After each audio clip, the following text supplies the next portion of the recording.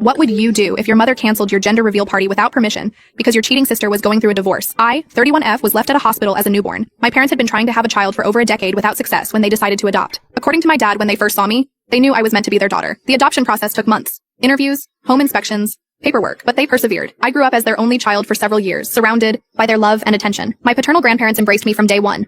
They celebrated my birthdays, included me in family traditions, and treated me exactly like their other grandchildren. My father's siblings and their children also welcomed me without question. We spent holidays together, went on camping trips, and maintained close relationships even as we grew older. My maternal grandparents were a different story. They never accepted me as part of the family. During my first Thanksgiving with the extended family, everyone received personalized place cards at the dinner table, except me. When I asked my grandmother where I should sit, she pointed to a small folding chair in the corner of the dining room, separate from everyone else. My dad immediately picked me up, grabbed our coats, and we left. My mother stayed behind, saying she would talk to her parents. When we got home, Dad explained that some people have narrow views about what makes a family. He promised that no matter what anyone else thought, I would always be his daughter. The next day, Mom returned and assured me her parents would come around eventually. They never did. When I was 8, my mother unexpectedly became pregnant. The news came as a shock to everyone, including my parents who had long given up hope of conceiving. Their joy was immediate and obvious. I noticed how my maternal grandparents reacted to the news, calling it a miracle, and suddenly becoming more interested in visiting our home. I started having nightmares about being sent back to the hospital. One morning, after waking up crying, my parents sat me down and assured me that I would always be their first daughter. Dad emphasized that family isn't about blood, but about love. Mom suggested I could help decorate the nursery and become a big sister. The idea of having a sibling eventually grew on me. Hannah was born in spring. I remember standing on my tiptoes beside the hospital bed to see her tiny face. Dad lifted me up so I could get a better look,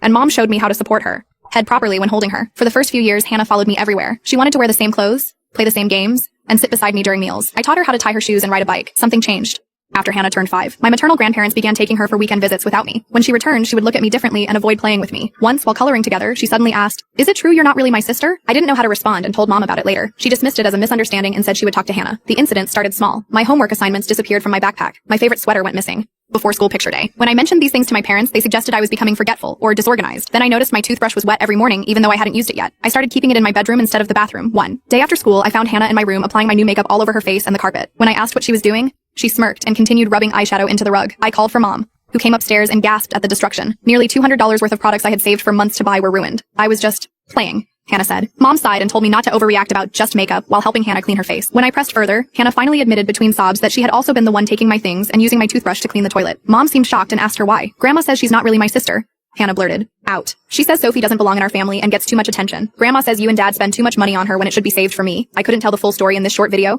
You can watch the full story, linked below.